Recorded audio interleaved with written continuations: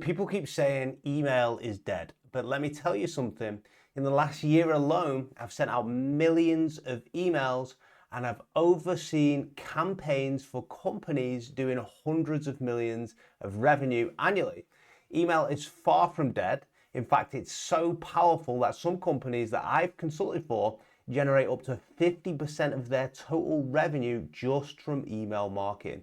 I have made a video a while back on how to write persuasive emails, and I broke down in that email how to use things like cognitive biases to get people to take action. But to be honest, I oversimplified it and I regret some of the messages I gave across in that video. I tried to make it too easy to follow, and in doing that, I actually missed some of the most important nuances. Now, here's the truth. Persuasion is not just about sprinkling in a few persuasion tactics and then pressing send. What you really need is a test and learn mentality. Now, people often think they'll just come up with some sort of clever subject line or line of copy, send out the email, and then watch the money roll in. But truthfully, that's not how it works, especially at scale. I don't get many views, but I know my audience is people who take business and growing business very seriously. Sometimes a tactic that works brilliantly for one brand completely flops for another. Why? Because context matters. Your audience matters, your positioning, your timing, your tone, all of it matters. Now, let me give you a real example. I was working with a company recently, and this company sends out around 100,000 emails per year for this particular campaign to one of their customer cohorts. They were trying everything to increase this particular open rate of this campaign they were running, changing subject lines, playing with emojis, sending out different times, all of the stuff. Nothing worked. In fact, some of the changes actually made that email campaign way worse. Why? Because they weren't thinking about why people open emails in the first place. They weren't thinking psychologically. So I persuaded them to run a split test. We used a simple tweak based on the curiosity gap, and we doubled their open rates. This is actually a photo here. You can say 67% with the new open rate line versus 32%. Same list, same email, just a subject line that created curiosity. Now, they had tried curiosity before, but it actually hadn't worked. And that's the power of behavioral science done right. Sometimes all the right ingredients are already there, but you just need a pinch of something extra to basically make the whole thing work. Now, imagine this wasn't just an email. Imagine this was actually one of your sales pages, or perhaps a webinar or a product launch. That small boost in open rates could be the difference between a campaign that flops and one that actually prints money. And that brings me to a mistake that I see all the time, even with good marketers. People hear about persuasion and they hear about cognitive biases, and they just dump everything into their copy. They learn all these little tactics and they throw in scarcity, they throw in urgency, they throw in reciprocity, they throw in authority. Every bias they've read about on some Reddit thread, or whether they've learned it on this channel. It's like baking a cake and deciding that since flour, eggs, sugar, salt, they're all key ingredients, you'll just dump them all in. You're gonna add some garlic as well, you're gonna add some cinnamon, maybe a bit of mustard, and hope it all works out. But you put it in the oven, and what comes out? It comes out a complete mess, and nobody would ever eat that cake.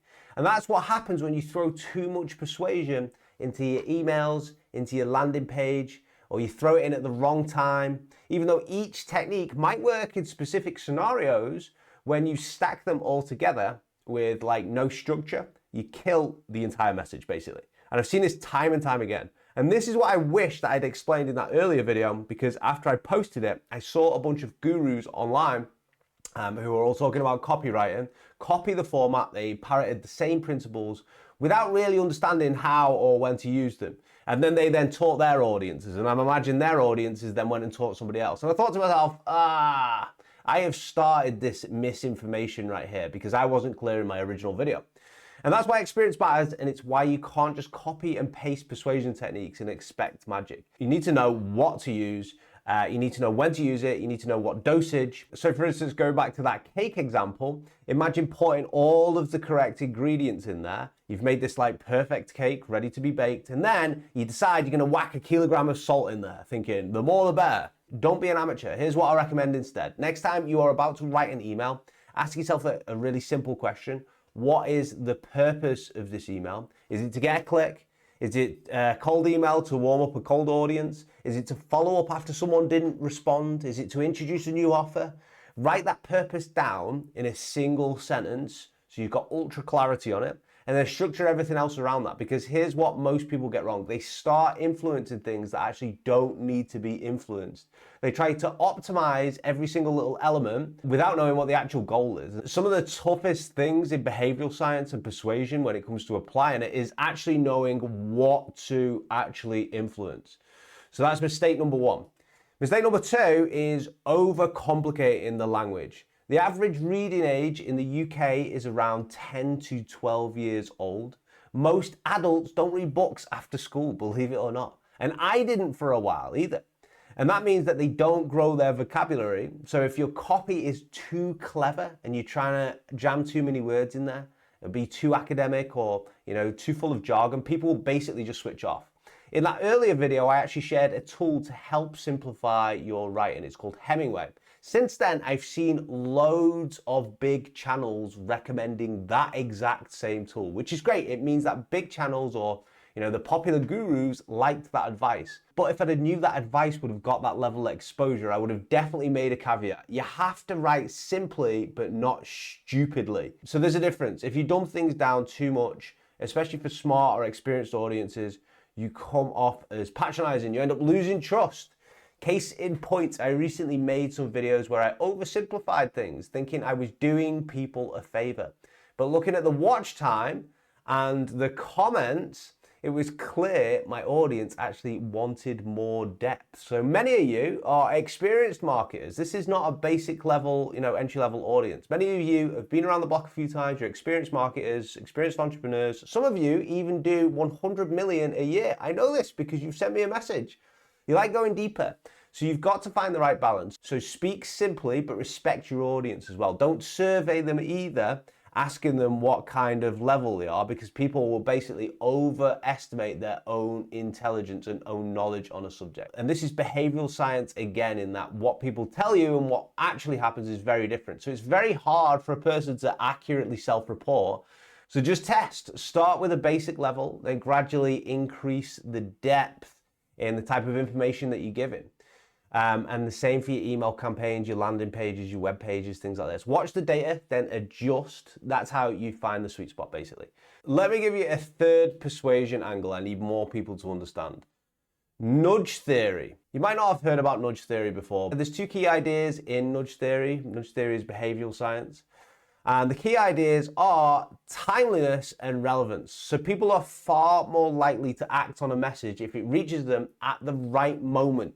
So ask yourself, does this email that you're sending out to your client base, your customer base, the people who haven't bought from you, hit at the exact moment of peak interest or of need? For example, if someone abandoned a cart 5 minutes ago, that's your window, not tomorrow, not the next day either. And the second key insight from nudge theory is relevance. So are you speaking to your actual audience of what they're actually going through right now? A message about winter offers when it's blazing summer won't hit, but a message about cost saving when people are worried about rising bills is much more likely to land. And that's what we saw before in that email.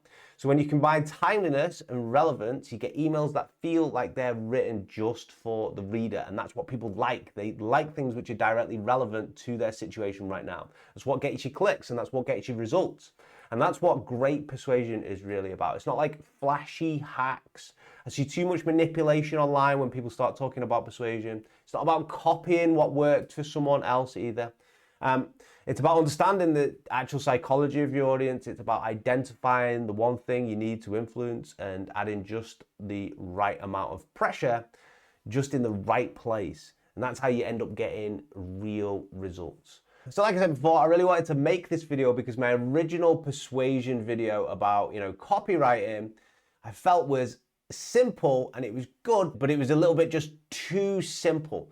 Particularly when, other channels started to pick up some of the advice and actually parrot it out there. And I was like, I've kind of started this misinformation. So I hope you enjoyed this one where I've cleared up some things. Hopefully it makes sense. If you like this video, please subscribe to the channel. Please throw a like as well. And let me know your thoughts if you need to. All right, guys, take it easy. See you in the next one.